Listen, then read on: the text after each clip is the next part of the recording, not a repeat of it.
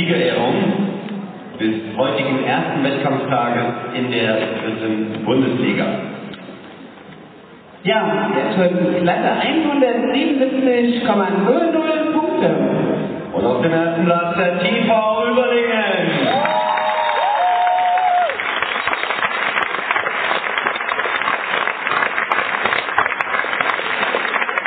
Ein 76,20 Punkte. Das Turnteam Schwaben. Und damit ganz knapp. Die Siegerehrung wird vorgenommen von Frau Claudia Grimmer, der Cheforganisatorin dieses tollen Bundesliga-Wochenendes hier in der Scharena in Stuttgart, und von Frau Petra Umminger, unserer Kampfrichterinnenbeauftragten in der DTL.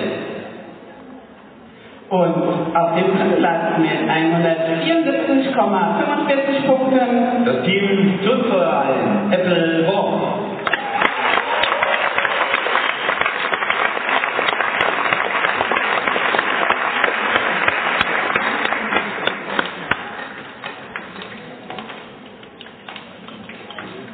Rang 4 mit 169,85 Punkten. der TVL.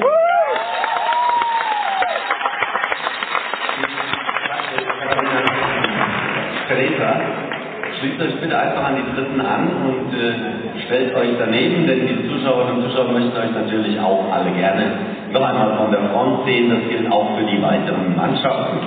Und zwar auf dem fünften Platz mit 164,50 Punkten. TG Breisgau. Auf dem sechsten Platz mit 165,50 Punkten. Die Wettkampfgemeinschaft Boy Schönbuch. Beste Mehrkämpferin des heutigen Wettkampftages mit 50,90 Punkten. Ja, und die startete für das Turnteam Schwaben. Philippa Martin. Auf dem zweiten Platz mit 48,60 Punkten vom TV Eppelborn. Paulina Schäfer. Ebenfalls auf dem Boden vom TV Überlingen. Katharina Müller.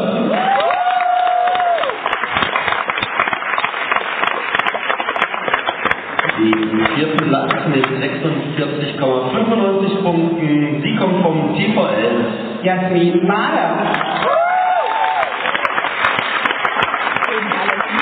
Auf dem fünften mit 46,75 Punkten. Michelle Lausen für den Wedler TSV. Und auf dem sechsten Platz ebenfalls vom TV Überlingen mit 44,30 Punkten. Melissa. oder? Nicht drüber, oder? Und die beste Turnerin des Tages erhält das Topscorer-T-Shirt der deutschen Turnliga. Ja, meine Damen und Herren, das war der Wettkampf zur 3. Bundesliga.